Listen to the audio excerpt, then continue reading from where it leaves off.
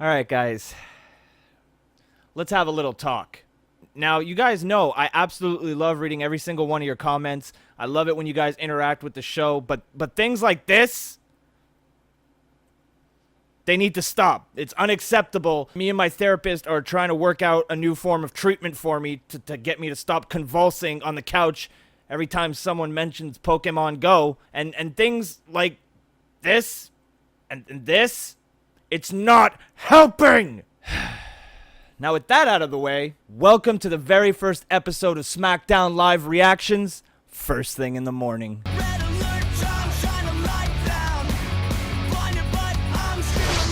The show kicks off this week backstage with Shane McMahon and Daniel Bryan, who are giving shit to Randy Orton for RKOing Brock Lesnar last night on Raw. In the very next sentence, they're congratulating Randy Orton for RKOing Brock Lesnar last night on Raw. They then immediately pan the camera to show a gigantic crew of security guards who are there to protect Randy Orton from Brock Lesnar. Way to make Orton look like a gigantic pussy. Suddenly, The Miz shows up and he's complaining about how Daniel Bryan and Shane McMahon just don't appreciate him. In response, Daniel Bryan makes a match between Apollo Crews, Baron Corbin, and Kalisto, and the winner will go on to SummerSlam to face The Miz for his Intercontinental Championship.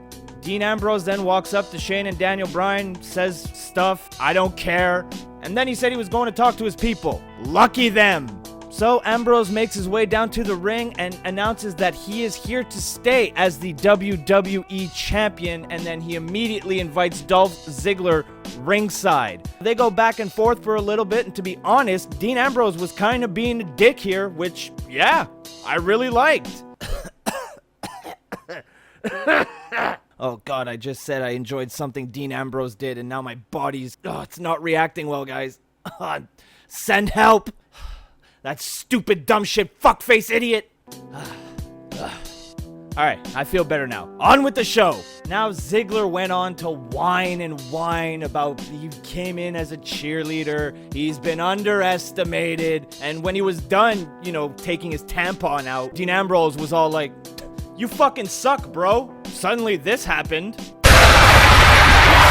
And then all of a sudden, Bray Wyatt's in the ring and he hits Dolph Ziggler with Sister Abigail. Wyatt then challenges Ziggler to a #1 contenders match where if Bray Wyatt wins, he becomes the #1 contender to Dean Ambrose's WWE Championship. We got Kalisto versus Baron Corbin versus Apollo Crews, and the winner of this match becomes #1 contender for the Miz's Intercontinental Championship. This was a pretty fast-paced and hard-hitting match, and I felt like Apollo Crews and Baron Corbin both really stood out. It was back and forth with all three men jockeying for position, but in the end, and after hitting a drop kick which sent Baron Corbin to the outside and Kalisto to the ring apron, Apollo Crews surprised Kalisto with a roll-up pin for the 1-2-3. Your new #1 contender for the Intercontinental Championship, Apollo Crews.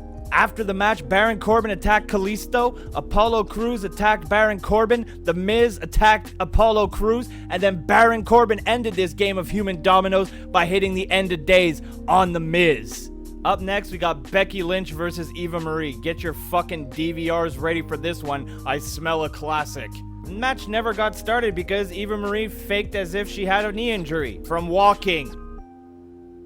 See, this just proves my theory that even WWE knows this bitch is fucking useless. Now, Renee Young was trying to interview Carmella, but Natty immediately interrupted, claiming that she should have been the one being interviewed. She then name drops Bret Hart and accepts Carmella's challenge to a match later on tonight. Up next, we got the highly anticipated debut of the American Alpha, and they're taking on the Vaudevillains this evening. Now, Chad Gable started off the match doing something really weird, like so weird, in fact, I actually had to look it up, and after some very intense investigations, I discovered that what Chad Gable was actually doing in the ring is something called wrestling. I know, weird, right? The American Alpha were on absolute fire during this entire match, and despite a very small comeback from the Vaudevillains, the Alphas were easily able to pick up the win thanks to the grand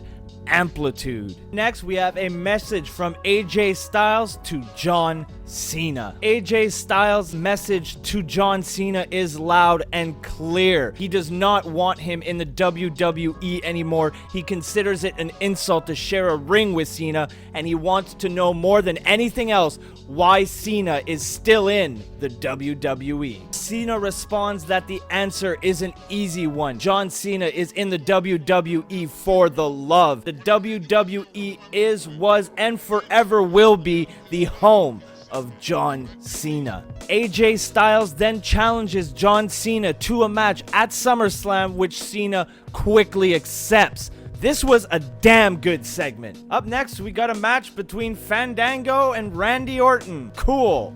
Now, a funny thing about this match is that there was security completely surrounding the ring, and I hate to beat a dead horse, but doesn't having a giant team of security guards just make Randy Orton look like the biggest pussy on the roster? Anybody else? No? Just me? Does anybody even watch this shit? As expected, Randy Orton pretty much dominated this entire match until the Beast incarnate, Brock Lesnar, showed up through the crowd, took care of security, which, by the way, was absolutely pathetic. But yeah, then Brock got into the ring, hit an F5 on Randy Orton, and then left. We go backstage now with Heath Slater, who's in Daniel Bryan's office for some reason, even though, you know, he's not on the active roster. Now, being the fair and kind-hearted general manager that he is, Daniel Bryan decides to give Heath Slater an opportunity to join the SmackDown Live roster. All he has to do is win a match next week against Rhino, who promptly spears Heath Slater back into obscurity. Well, up next, we thought we were getting a match between Carmella and Natalya, but as Carmella was making her way to the ring, Natty attacked her from behind, beat her up for a little bit, and then slapped the sharpshooter on her. Boy, that's SmackDown Women's Division. Not shit at all. Up next, we got the Eater of Worlds, Bray Wyatt, versus the show-off, Dolph Ziggler. This was an intense and physical contest, and I felt like both men were on their game, and they delivered one hell of an entertaining match. It was big move for big move, near fall for near fall, but in the end, Dolph Ziggler sent Bray Wyatt's head into an exposed turnbuckle and then capped it off with a super kick for the 1-2-3. So your main event for SummerSlam, Dean Ambrose versus Dolph Ziggler for the WWE Championship. After the match, Eric Rowan came down to the ring to beat the crap out of Dean Ambrose and Dolph Ziggler, giving Bray Wyatt just enough time to recover to nail Dolph Ziggler with Sister Abigail. And as we go off the air for this week's SmackDown Live, the Wyatt family is standing tall in the ring. So there you have it, guys. Those were my SmackDown Live reactions for this week. If you enjoyed it, hit that like button. If you're new to the Broski Club, hit that subscribe button. Follow me on Twitter at MTLBroski. Go give the Facebook fan page a like at facebook.com/FTITM. Go check out my broskies over at kayfabetoday.com for all kinds of great wrestling related content. And until next Wednesday morning, I'll be back with a brand new episode of SmackDown Live Reactions first thing in the morning.